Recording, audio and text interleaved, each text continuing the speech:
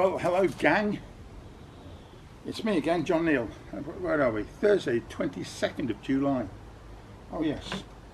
And it's hot again here in Middle England.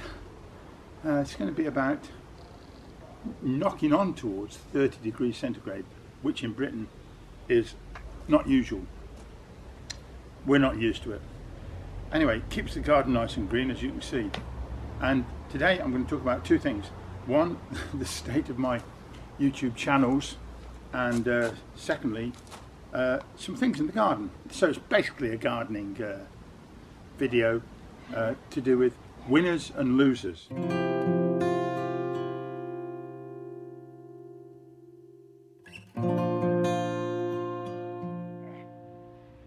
First, let me just explain the YouTube channels.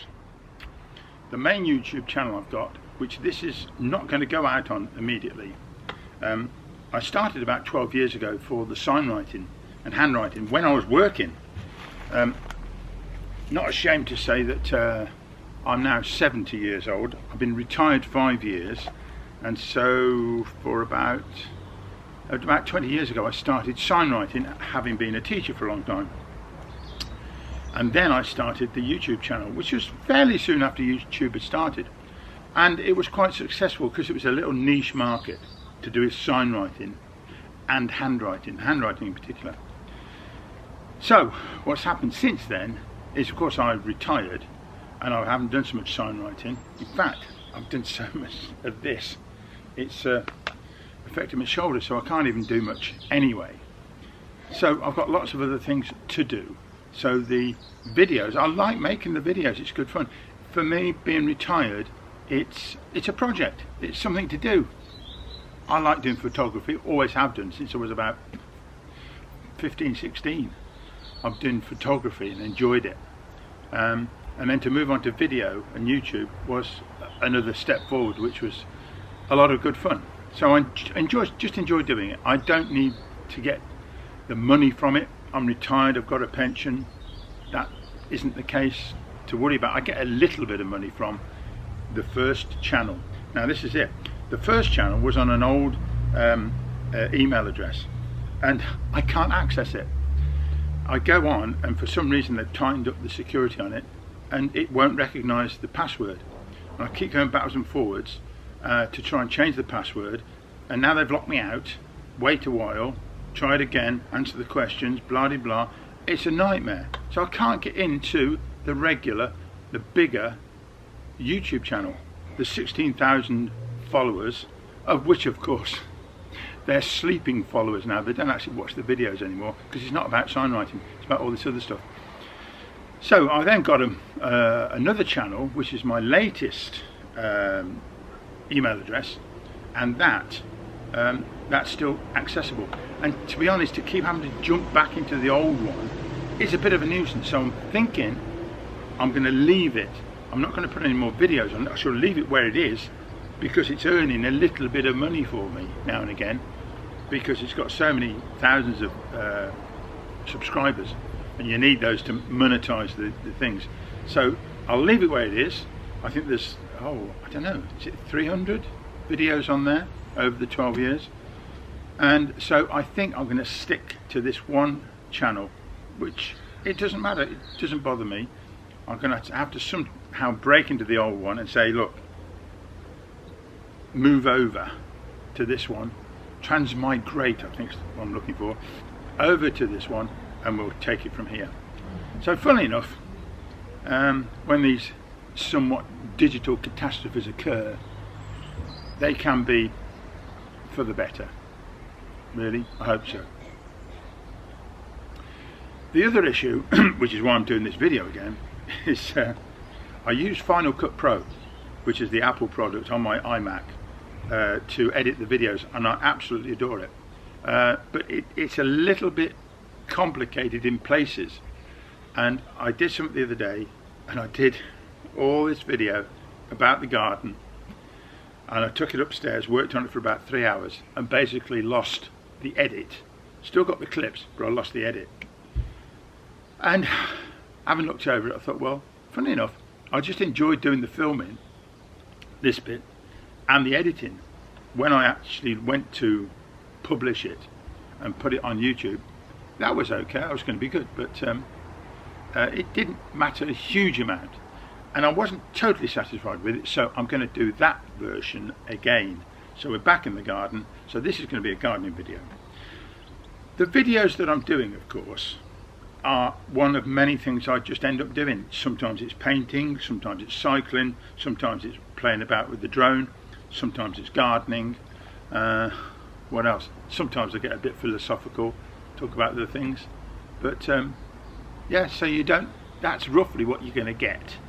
So if you don't want that, go somewhere else, but if you do like it, please comment. It means, actually, we've got a small number of commentators. Like I say, we've got a little gang of people.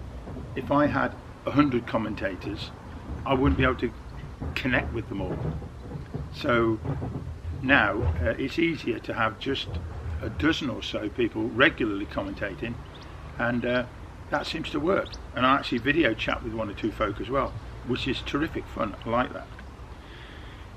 Which brings me on finally, of course, if I'm going to steer the channel this way, I think I'd like some suggestions. So if there's something about all those subjects that you want me to focus on, and I've had a few ideas, then direct me somewhere and I'll make a project and do a video about those. But today it's going to be gardening. Winners and losers. Okay?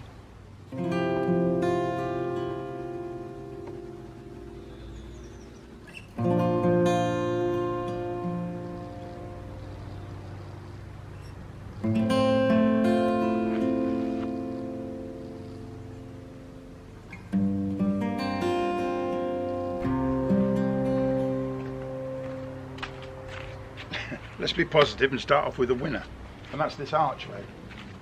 It's made of galvanized steel and it's very solid. It should be, because it costs quite a lot of money. There's a local fabricator that we know of that does these extremely well. He even exhibits down in Chelsea Flower Show. But this has been great, and it's got climbers all over it. This side's got a honeysuckle on, which, to be honest, it's not flowering at all, and the leaves have dropped off at the bottom, but I hope it's going to be okay. This side we've got sweet peas going mad. They're really nice, they smell fantastic. Then over the top we've got the wisteria, and if you know the story of the wisteria, it used to be much bigger than this, and it fell over under its own weight, and the pear tree that was holding it up just collapsed. So we got the arch, training the wisteria over it, and so these are quite fragrant. The honeysuckle should be, and when that comes out in flower, which I think is going to be next time now, that's beautiful fragrance as well. And on top of all that, we've got the jasmine over here in two places, one behind the seat where I was, and one against the workshop, and those are doing really well. So this is called Jasmine Corner. This is the only bit of sign writing I've done recently. Jasmine Corner. Right. This wisteria is just, it's relentless. It just goes mad, so vigorous. Right. Moving on. This was the scene of a crime. A pigeon was killed and partly eaten, I suspect, by a sparrowhawk, which we get quite often around here. Right, let's just move over to these cabbages. That is a cabbage that has been severely dealt with, and this cabbage next to it, which I had covered, is going well. I think it's pigeons that like them, but I'm not sure. But so some have won and some have lost. Another loser, this lettuce. This is sort of a cut and come again. So if you just take this out, you can take that into the house and eat it. The only trouble is, somebody else is eating it as well. I don't like to put slug pellets down, but they're quite vigorous. They're nice. I've got a name. What are they called? Valmine lettuce, and they've generally done well, but this one's completely gone. However, There's a couple more coming over there and one over there, which is looking better. So there's losers and winners. 3 winners here. One's a bit of a loser and a winner, but there you go. First of all, the strawberries. They've been fantastic. I've probably got the size of a big double bed there, no more than that. I suspect there's about 30-40 plants, and they have been terrific. Had strawberries off of them every other day, a bowl of. They're finished now, but Margaret's been making jam. Show you a bit of that. And also later on, of course, back here, look, we've got the blackberries coming on, which are looking terrific.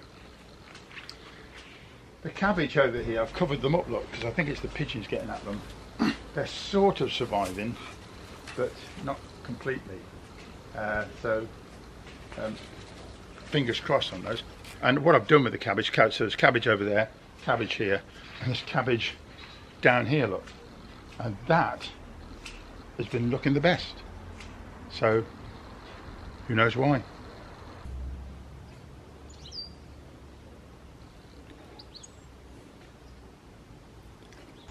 Right, cherry tree, big loser. I've had a plum tree which was good for a while and then it just died. This one's going the same way. I've had some cherries off it in the past, but look at the ends of these. The leaves are all crunched up and horrible, and most of the leaves were eaten earlier on, and the cherries just disappeared. I mean, look at this. Look. I don't know, it's just not successful at all. Whereas the apple trees have been going for about 100 years and produce loads of apples all the time. So cherry tree, bit of a loser. But looking down here, these are all parsnip, and I'm not pulling any up yet, but they're looking pretty good. I'm really pleased, because they were difficult sometimes to start germinating. The beetroot, however, they're prone to bolting, and that means they form these seed heads, flower heads. And so what you've got down below is a fairly small looking beetroot, which is not a good thing. So I live in hope. So parsnips winners, beetroots possibly losers. I'll keep talking because my neighbour's just started cutting his grass with a petrol mower. It's not too bad though. But look at these poppies. They were just terrific. These are all pink ones, but each one of these huge plants from the tiniest of seed, and I put them in a row and up they've come. Well, as per usual, the apple tree here is doing extremely well. Look, there's apples all over it, and a number have fallen already, which always happens. And I'm going to deal with this area soon and get it cleared up. But the apples in this tree and the far tree, there's 2 here. As I said before, they were part of an old orchard, which was our house next door was built in the grounds of the house in the corner, which had a much larger garden, probably an acre of garden, and this was an orchard, and those 2 trees are what remain of it. 1 or 2 hostas, and if you put them in a pot, you can't see, this one's in a pot, the slugs don't seem to get at them, and they've been really successful both here and further down. So they're a success. I'm pleased with those. Just step into the greenhouse for a moment. Temperature in here, by the way, is 27 at the moment. Right, winners. The cucumber plant has been excellent. Starts down here. In fact, there should be 2 of them. Yeah, one goes that way, one that way. And the little cucumbers, some make it, some don't. But we've got a little handful accessible most of the time. So cucumbers doing well. Got to keep watering it though. And then tomatoes in here. That's a money maker. And this one has got a sort of a beefsteak type one called slightly different shape of tomato plant. This is a loser. Basil, look at it, it's horrible. I don't know what happened to that. Another winner, beautiful allium, bulbs, which I don't know what I'm going to do otherwise. If anybody wants some, they'll be fine, they'll come up really well. And these are mostly bluebells, probably Spanish ones. There's English ones, which are only found in England, which are wild as well, and you can't touch those, but you can get them in the garden sometimes. They're a slightly different one to the Spanish one. But yeah, so all the allium have done well. And I've pulled some of them up, and of course you end up with beautiful heads like these, which you can use for, is that going in focus for you? I hope so, because they're quite magnificent. Yeah, I always wanted to grow those, and now I'm almost too successful. I'll give you just one more, another winner. There's plenty, so much has gone really well actually, but let's just go for one more, and that's these calla, I think called peace lilies, and they've done extremely well. Look at these lovely plants, and there's even a sort of a purpley one down here. The pot, by the way, is from a Warwickshire garden pot maker down in Witchford, which are, they're not cheap, but they're lovely, absolutely beautiful terracotta pots, handmade. So let me just stand here with these nasturtiums behind me, which are again a wonderful plant. They go mad, they really grow everywhere with these beautiful yellow flowers as a climber. And yeah, let me sign off. So the channels, this one's the lesser one, but by all means subscribe to it. I'll try and migrate people from the old one to this one, and I think I'm going to do most of the work and publishing of the videos on this channel on whatever subject it may be, and I'll try and indicate at the start of each one what the subject is, whether it's gardening, painting, cycling, whatever. Okay, right, I'll see you in the next one, or should I say we'll meet again then. Okay, bye bye.